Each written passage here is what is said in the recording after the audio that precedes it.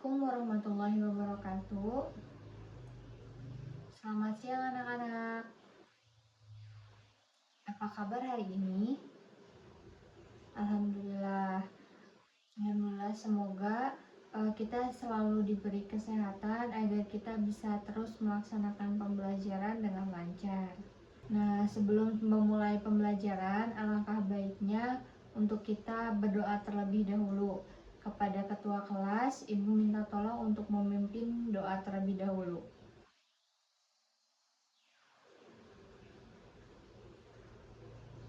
Amin. Sebelum memulai pembelajaran, Ibu akan mengecek kehadiran terlebih dahulu. Apakah ada yang tidak hadir hari ini? Alhamdulillah kalau hadir semua. Nah, sebelum memulai pembelajaran selanjutnya, Ibu ingin menanyakan apakah masih ada yang ingat materi kita sebelumnya? Nah, iya betul. Minggu kemarin itu kita membahas mengenai hukum Newton pertama dan kedua. Apakah ada yang masih ingat bagaimana bunyi dari hukum Newton pertama dan kedua? Nah, iya betul. Alhamdulillah ya, masih pada ingat materi minggu kemarin. Karena hari ini kita akan melanjutkan materi dari minggu kemarin, yaitu materi mengenai hukum Newton ketiga. Nah, sebelum memulai pembelajaran, Ibu ingin menyampaikan terlebih dahulu tujuan dari pembelajaran kita hari ini, yaitu melalui bahan ajar yang telah disediakan, peserta didik mampu mengidentifikasi prinsip dari hukum Newton ketiga dengan singkat dan jelas. Kemudian, melalui diskusi kelompok, peserta didik mampu menjelaskan penerapan hukum Newton 3 dalam kehidupan sehari-hari. Kemudian, melalui percobaan yang dilakukan, peserta didik mampu menerapkan hukum 3 Newton dengan cermat. Selanjutnya, melalui presentasi kelompok, peserta didik mampu menganalisis hukum ketiga Newton berikut makna fisisnya. Sebelum kita masuk ke materi, Ibu ingin minta tolong kalian untuk memukul meja terlebih dahulu sekeras mungkin. Nah, apa yang kalian rasakan setelah memukul meja tersebut? Sakit ya? Betul. Masih ada rasa sakit yang kita rasakan di tangan kita. Nah, itu kenapa sih kita bisa merasakan sakit tersebut? Itu ada hubungannya dengan materi yang akan kita bahas. Nah, kita temukan jawabannya bersama-sama ya.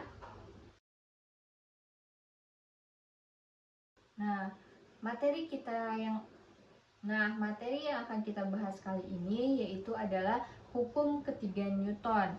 Nah, hukum ketiga Newton ini berbunyi jika benda A mengerjakan gaya pada benda B, maka benda B akan mengerjakan gaya pada benda A yang sama besar, namun dengan arah yang berlawanan. Nah, tadi sebelumnya Ibu sudah minta tolong kalian untuk memukul meja kan?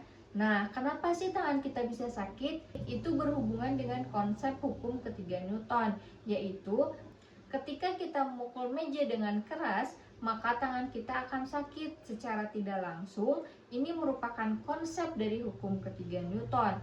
Tangan kita yang memukul meja itu sebagai aksi, dan sebagai reaksinya tangan kita akan menjadi sakit. Dapat ditulis secara sistematis, yaitu dengan F aksi sama dengan min F reaksi. Nah, di sini ada tanda minus di F reaksi. Nah, kenapa? Karena arahnya berlawanan sehingga diberi tanda minus. Selanjutnya, ada beberapa jenis-jenis gaya yang menerapkan konsep hukum ketiga Newton, yaitu ada dua, yaitu ada gaya berat dan gaya normal. Nah, yang pertama kita bahas yaitu gaya berat. Gaya berat merupakan gaya gravitasi yang bekerja pada benda yang bermassa. Gaya berat bekerja pada titik pusat massa dan arah gaya berat selalu menuju ke pusat bumi. Sehingga titik pusat massa itu kan ada di tengah ya. Kalau bisa dilihat di gambar di samping, titik pusat massa itu ada di tengah. Nah, kemudian menuju ke pusat bumi. Pusat bumi itu kan ada di bawah ya. Sehingga arah panahnya selalu mengarah ke bawah, berbeda dengan gaya normal. Nah, gaya normal ini merupakan gaya reaksi dari gaya berat yang dikerjakan benda terhadap bidang tempat benda terletak atau benda melakukan aksi dan bidang melakukan reaksi. Arah gaya normal atau N selalu tegak lurus pada bidang. Kalau gaya normal arahnya selalu searah dengan bidang, yaitu panahnya yang berwarna hijau. Nah, bisa dilihat ya di gambar yang samping ini, arah panahnya berbeda. Arah gaya berat itu yang berwarna hitam dan arah gaya normal itu yang berwarna hijau. Berbeda ya arah panahnya. Yaitu ada penerapan dari hukum ketiga Newton. Yang pertama itu ada roket. Dalam roket, bahan bakar yang dibakar dipancarkan keluar dari belakang roket dengan kecepatan tinggi, sehingga sebagai reaksi roket diberi gaya ke depan yang mendorongnya keluar dari tanah atau atmosfer. Selanjutnya ada balon udara. Ketika udara panas di dalam balon udara dipanaskan, udara panas tersebut menjadi lebih ringan dari udara di sekitarnya dan naik ke atas. Sebagai reaksi, balon udara panas akan memberikan gaya ke bawah pada udara sekitarnya sehingga mendorong balon ke atas. Selanjutnya yaitu ada juga berenang. Saat kita berenang di kolam, setiap kali kita mendorong air ke belakang dengan tangan atau kaki kita, atau bisa kita sebut sebagai aksinya, nah, air memberikan gaya yang sama tetapi berlawanan arah pada tubuh kita atau sebagai reaksi. Nah, sehingga mendorong kita maju di air. Nah, untuk materi kita kali ini, ya, Ibu cukupkan sekian.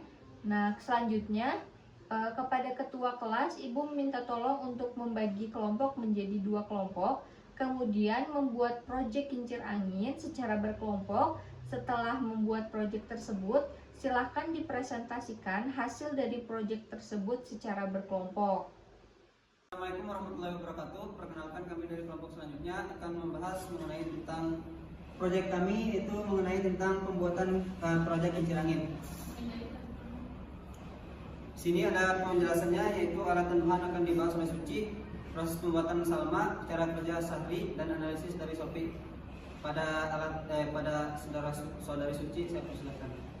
Baik, untuk alat bahan yang dibutuhkan untuk membuat proyek ini yaitu ada dinamo ya, kemudian baling-balingnya, kemudian kardus untuk dibuat miniatur rumah, kemudian lampu LED juga, lalu ada kabel dan juga solder.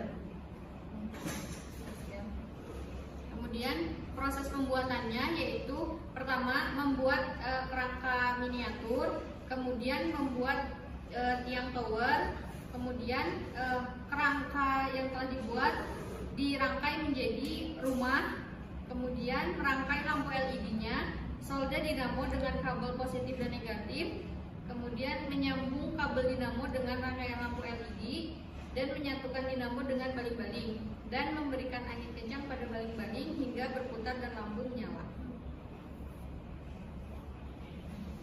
Kemudian ada proses kerjanya. Cara kerja kincir angin itu pertama hidupkan hair dryer sebagai cahaya. Sebagai angin. Jadi kamu wajib kesini kan? Yang keras ya. Sok ulangi lagi. Cara selanjutnya ada cara kerja. Oh, balik lagi sok. Selanjutnya. Selanjutnya ada cara kerja kincir angin, yaitu yang pertama hidupkan hair dryer sebagai sumber anginnya, dekatkan ke kincirnya. Nah, ketika baling-balingnya berputar, maka akan menghasilkan tegangan listrik dan lampu akan menyala seperti ini. Nah, analisisnya akan dijelaskan oleh Sofi. Nah, baik. Jadi sini saya akan menjelaskan tentang analisis kenapa dari angin tersebut bisa berubah menjadi ada sumber tegangan ataupun cahaya. Nah, jadi ketika ada sumber gitu ya, di sini adalah energi kinetik, nanti akan berubah menjadi energi listrik. Nah, ini melalui tegangan dinamo. Nah, prinsipnya itu jika sumber gitu ya, sumber anginnya itu semakin tinggi atau kencang, maka tegangannya juga akan tinggi. Nah, itu bisa dilihat teman-teman. Ketika sumber anginnya kencang, ini sangat terang, tapi begitu sebaliknya kita rubah. Tuh. Jadi redup. Seperti itulah prinsip dari ataupun analisis dari kincir angin. Saya akan kembali ke moderator. Baik, berdasarkan hasil kesimpulan ya, berdasarkan hasil pengukuran dan penelitian, miniatur kincir angin ini memiliki desain yang telah terbukti memenuhi standar yang telah ditetapkan. Kincir angin miniatur ini menunjukkan kinerja yang baik dalam hal fungsional. Mungkin itu saja yang kelompok kami dapat sampaikan. Apabila ada kesalahan baik dari kincir angin yang kami buat atau proyek kami buat dan prakata yang kami ucapkan, mohon dimaafkan. Wabillahi taufiq wal hidayah. Wassalamualaikum warahmatullahi wabarakatuh. Nah, Kak, dikarenakan waktu pembelajaran sudah habis, sebelum Ibu akhiri, Ibu ingin minta tolong salah satu dari kalian bisa menyampaikan apa yang kita bahas hari ini. Silakan, anak. Ya, betul. Kita berikan tepuk tangan dulu untuk Nana. Nah, Ibu akan menambahkan sedikit ya mengenai materi kita hari ini. Nah, hari ini kita membahas mengenai hukum ketiga Newton. Nah, bunyi dari hukum ketiga Newton ini yaitu setiap aksi memiliki reaksi yang besarnya sama tetapi berlawanan arah. Ini berarti bahwa ketika suatu objek memberikan gaya kepada objek lain, maka objek kedua akan memberikan gaya yang sama tapi arahnya berlawanan dari objek yang pertama. Dengan rumus matematisnya yaitu F aksi sama dengan min F reaksi.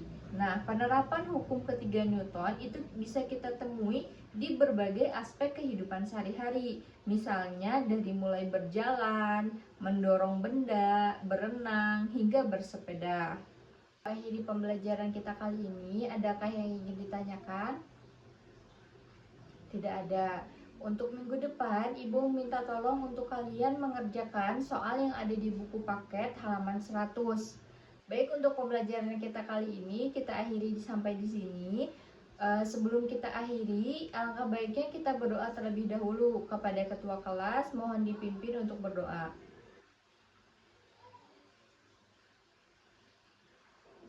Kita akhiri pembelajaran kita kali ini dengan mengucapkan hamdalah bersama-sama. Alhamdulillahirabbil alamin.